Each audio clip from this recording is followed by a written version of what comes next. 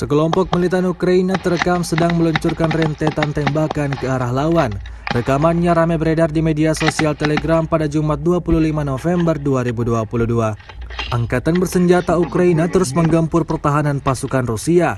Di sebuah wilayah yang tidak disebutkan namanya, militer Ukraina melancarkan aksinya, melepaskan tembakan berkali-kali ke arah pasukan Putin. Tidak diketahui pasti apakah serangannya tepat mengenai sasaran atau tidak. Namun pasukan Ukraina mengklaim tembakannya melukai tentara Rusia.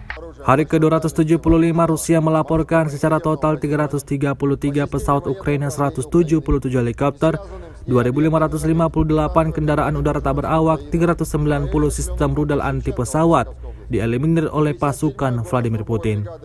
Dari kubu Kiev, Kementerian Pertahanan Ukraina melaporkan 310 tentara Rusia dieliminir dalam 24 jam terakhir.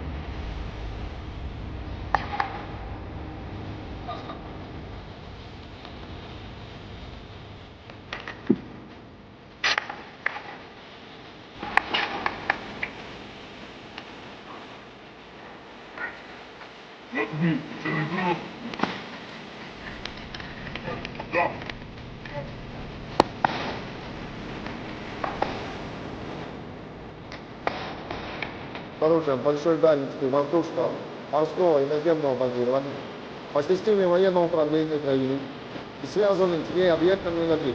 Танковая бригада вооруженных Украины в районе населенного пункта Шевченкова, Харьковской.